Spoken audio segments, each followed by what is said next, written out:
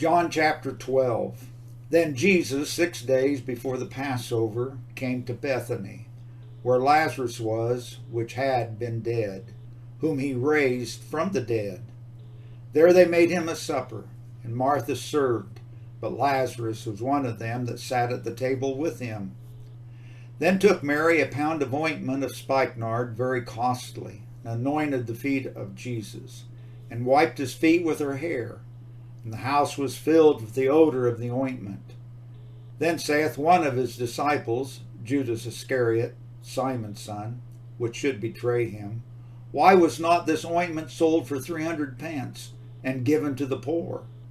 This he said, not that he cared for the poor, but because he was a thief, and had the bag, and bare that what was put therein.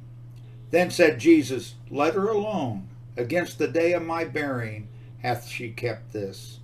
For the poor always ye have with you, but me ye have not always. Much people of the Jews therefore knew that he was there, and they came not for Jesus' sake only, but that they might see Lazarus also, whom he had raised from the dead. But the chief priests consulted that they might put Lazarus also to death, because that by reason of him many of the Jews went away and believed on Jesus.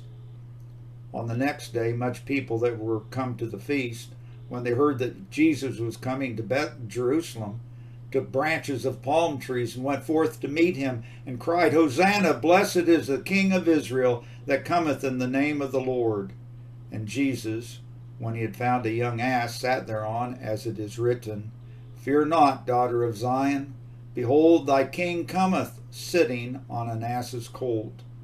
These things understood not his disciples at the first, but when Jesus was glorified, then remembered they that these things were written of him, and that they had done these things unto him.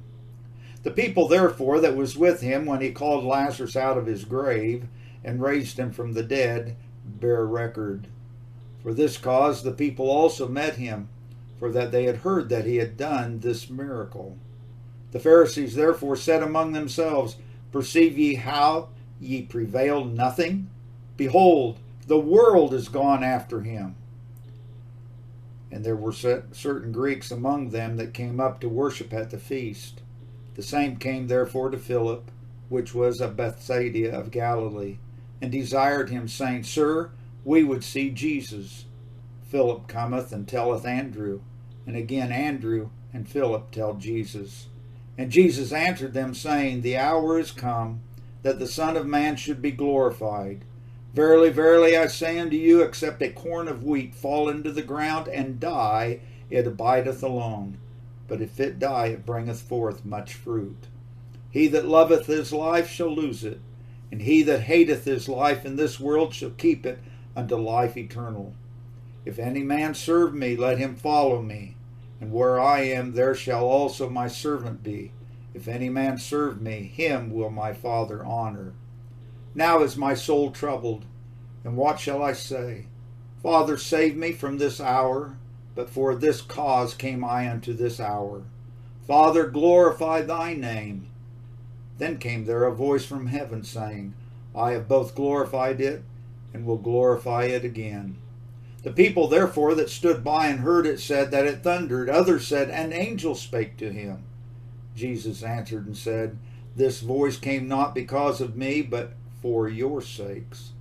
Now is the judgment of this world. Now shall the prince of this world be cast out. And I, if I be lifted up from the earth, will draw all men unto me. This he said, signifying what death he should die. The people answered him, We have heard out of the law that Christ abideth forever. And how sayest thou the Son of Man must be lifted up? Who is this Son of Man? Then Jesus said unto them, Yet a little while is the light with you. Walk while ye have the light, lest darkness come upon you. For he that walketh in darkness knoweth not whither he goeth. While ye have light, believe in the light, that ye may be the children of light.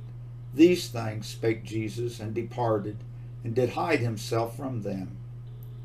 But though he had done so many miracles before them, yet they believed not on him, that the saying of Isaiah the prophet might be fulfilled, which he spake, Lord, who hath believed our report? And to whom hath the arm of the Lord been revealed?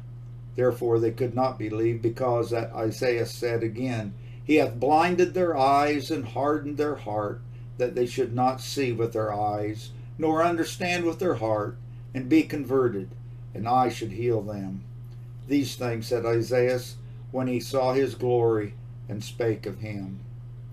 Nevertheless, among the chief rulers also many believed on him, but because of the Pharisees they did not confess him, lest they should be put out of the synagogue.